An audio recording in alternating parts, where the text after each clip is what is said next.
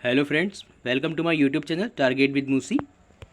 जैसे कि आपकी पैट की परीक्षा प्रस्तावित है और ये परीक्षा आपकी 100 मार्क्स की होगी और इसमें 25 मार्क्स का आपका जीके जीएस का पोर्शन आएगा। तो उस 25 मार्क्स के लिए इससे पहले हमने साइंस से रिलेटेड कुछ टॉपिक करे थे, हार्ट के बारे में, ब्रेन के बारे में, और जो प्रीवियस ईयर में हमारे क्वेश्चंस आए हुए हैं तो हमने उनके बारे में करा था। और आज मैं ये हिस्ट्री से रिलेटेड कुछ क्वेश्चंस लेके आया हूँ और ये वन लाइनर क्वेश्चंस हैं।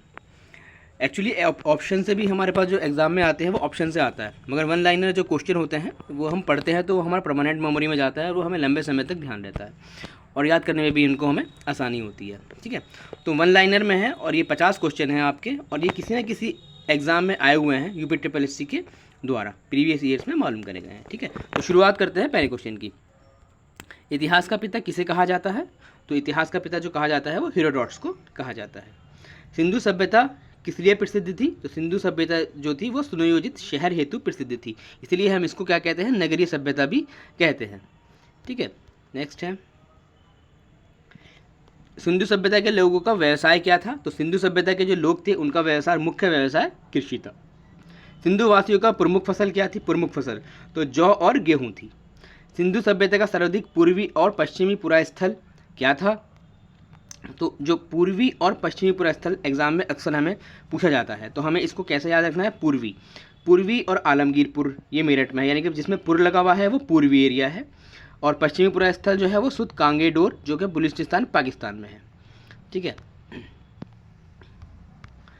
और सिंधु सभ्यता का उत्तरी एवं दक्षिणी पुरा स्थल भी पूछा जाता है। तो सिंधु सभ्यता का जो दक्षिणी स्थल है, उत्तरी स्थल जो है वो है मांदा अखनूर जम्मू कश्मीर में, और दक्षिणी स्थल जो है वो दाइमाबाद, दैसे दक्षिण और दैसे दाइमाबाद, इससे आप याद कर सकते हैं इसको। नेक्स्ट है, हड़प्पा सभ्यता के बारे में सबसे पहले जानकारी किसने दी थी? तो वो दी थी चार्ल्स मेसन ने 1826 ईस्वी में। मोहनजोदाड़ो एवं हड़प्पा की पुरातात्विक खुदाई के प्रभारी कौन थे? तो प्रभारी थे सर जॉन मार्शल। हड़प्पा की सभ्यता कैसी थी? तो वो कांस्य युगीन सभ्यता थी। सिंधु सभ्यता की लिपि क्या थी? तो सिंधु सभ्यता की जो लिपि थी वो थी आपकी चित्रात्मक लिपि थी। नेक्स्ट है मिस्र, ये मिस्र है। तो मिस्र के राजाओं को क्या कहा जाता था? तो वो फराओं कहलाए जाते थे। खरोष्टी लिपि लिखी जाती है, तो खरोष्टी लिपि जो होती है वो दाएं से बाएं की ओर लिखी जाती है। स्वास्तिक चिन्ह किसकी देन है? तो स्वास्तिक चिन्ह जो है वो हमारा सिंधु सभ्यता की देन है। आदि मानव ने सर्वप्रथम क्या सीखा था? तो आदि मानव ने जो सर्वप्रथम सीखा था वो था आग जलाना।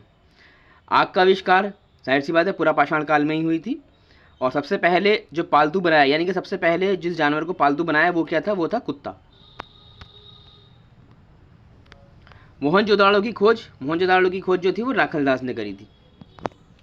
नर्तकी की कांस्य मूर्ति कहाँ से मिली है? तो नर्तकी की जो कांस्य मूर्ति है वो मोहनजोदाड़ो से ही मिली है। सिंधु सभ्यता की सबसे बड़ी इमारत, सिंधु सभ्यता की सबसे बड़ी इमारत जो है वो है अन्नागार। मोहनजोदाड़ो से प्राप्त प्रमुख स्मारक क्या है? बृहत स्नानागार, ये प्रमुख स्मारक है इसका। हड़प्पा की खुदाई किसके नेतृत्व में हुई थी? तो हड़प्पा की जो खुदाई हुई थी वो दयाराम साहनी के नेतृत्व में 1920 ईस्वी में हुई थी। सिंधु सभ्यता के लोगों ने पूजा की थी, तो वो मातृ देवी की पूजा करा करते थे। पुराणों की संख्या, तो पुराणों की संख्या 18 है, और सबसे प्राचीन पुराण जो है वो मत्स्य पुराण है। और वेदों एवं वेदांगों की संख्या, तो वेदों की संख्या जो है वो है हमारी 4, और वेदांगों की संख्या है वो है 6। उपनिषदों की संख्या हमारी 108 है, और जिसमें कि प्रमाणिक हमारे जितने हैं वो 13 हैं। पुराणों का अध्ययन करने वाला प्रथम मुसलमान, तो पुराणों का जो अध्ययन करा था तो प्रथम मुसलमान था अलबरूनी। सबसे प्राचीनतम वेद ऋग्वेद है, जिसमें कि 1028 सूक्त हैं हमारे। तंत्र मंत्र संग्रहित वेद है, तो तंत्र मंत्र जो संग्रहित वेद है वो हमारा अथर्ववेद है।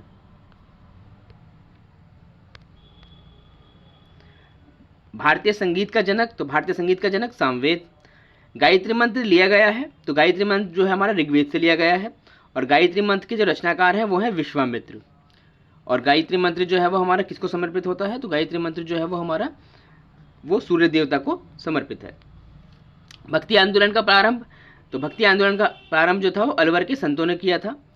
आर्यों के जानकारी का स्रोत, तो आर्य का जो जानकारी का स्रोत है वो हमें ऋग्वेद से मिलती है, हमें जानकारी आर्यों के बारे में। ऋग्वेद में सर्वाधिक बार वर्णित नदी कौन सी है? तो वह है सिंधु नदी।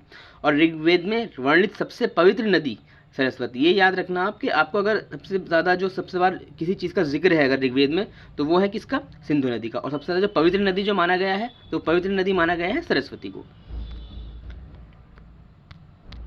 ऋग्वेद में वर्णित प्रमुख देवता कौन है? तो वह है इंद्र देवता। ऋग्वेद में सबसे बाद में निर्मित मंडल यानी कि सबसे आखिरी मंडल कौन सा है? तो वह है 10वां मंडल। कुल मिला के 10 मंडल है। ऋग्वेद में पूर्णतः सोम को समर्पित मंडल कौन सा है? तो वह है 9वां मंडल। सत्यमेव जयते कहाँ से लिया गया है? तो ये लिया गया है मुंडकोपनिषद से लिया गया था। प्राचीन हिंदू विधि का लेखन, तो प्राचीन हिंदू विधि मतलब कानून, जो प्राचीन हिंदू कानून है उसके मनु लेखक थे। स्मृति ग्रंथों में सबसे प्राचीन कौन है? तो मनुस्मृति। ये बताया ना, मनुस्मृति जो है वो मनु द्वारा लिखी गई थी, जिसमें हिंदू की विधि विधाओं के बारे में बताया गया है। महाभारत का अन्य नाम, तो महाभारत का अन्य नाम जो है वो जय संहिता है। महाभारत रचना वेद व्यास के फारसी अनुवाद का शीर्षक है, और फारसी अनुवाद का जो नाम है वो क्या है? रजनीनामा, यानी कि फारसी में हम महाभारत को रजनीनामा कहा करते हैं। आर्यों का भारत में आगमन, तो ये 1500 ईस्वी से पूर्व जो है आर्य आए थे भारत में। और आर्य पहले कहाँ पर आके बसे? तो ये पंजाब और अफगानिस्तान में बसे थे। ऋग्वेदिक आर्यों की भाषा क्या थी? तो वो संस्कृत थी। आर्य लोग जो भारत आए थे वो कहाँ से आए थे? तो वो मध्य एशिया से भारत आए थे। शून्यवाद का जनक या प्रतिपादन किसने किया था? तो शून्यवाद का प्रतिपादन नागार्जुन ने किया था। सबसे प्राचीनतम वेद हमारा जो है वो ऋग्वेद है, जिसमें 128 सूक्त हैं। तो इस तरह से हमने ये क्वेश्चन थे हमारे, और ये 50 क्वेश्चन हमने करे हैं। आप इनको 2-4 बार देखेंगे तो आपको ये कंठस्थ हो जाएंगे, ठीक है।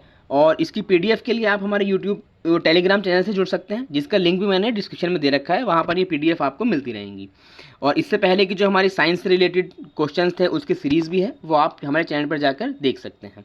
और ये वो क्वेश्चन हैं, महत्वपूर्ण क्वेश्चन हैं, जो प्रीवियस ईयर में हमारे UPSSC द्वारा मालूम करे गए हैं।